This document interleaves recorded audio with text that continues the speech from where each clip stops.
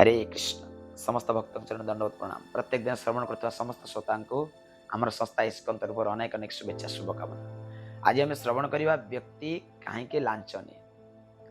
हरे कृष्ण। श्रीमद् भगवद गीता रे भगवान अर्जुन को ध्यान जोग श्लोक संख्या 4 रे कहउचंती, यदा हीन इंद्रिय अर्थेषु न कर्मसु अनुसज्जते सर्व संकल्प सन्यासी योग आरूढ़ तदा उच्यते।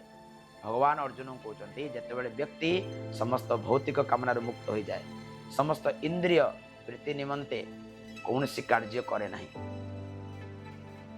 एवं सकाम कर्म प्रति इच्छा प्रकाश करे नहीं, भगवान को प्रीति अर्थे कार्य करने इच्छा करे, से जोगारूढ़ होइछि बोली बुझिबाको हेबो। व्यक्ति को ये बुझिबाको पड़िबो।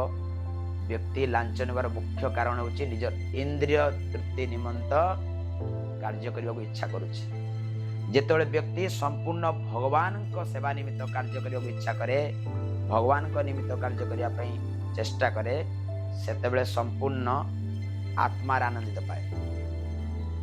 आपण माने चेष्टा करंतु, देखंतु भगवान को प्रीति अर्थे जेतेबेले कार्य आपण करिवे निश्चित भाव आपण आत्मार आनंदित पाइबे।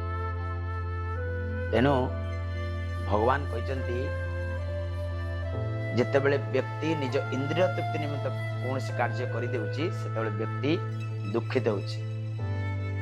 सबुरी मूल जदि भगवान को प्रति आम कार्य करने को चेष्टा करवा निश्चित भाव में आत्मार आनंद पाइबा। आपण माने जो कार्य क्षेत्र में अछंती किछि ना किछि भगवान को सेवा निमित्त कार्य करने को चेष्टा करंतु, निश्चित भाव में आपण आनंदित पाइबे। हरे कृष्ण।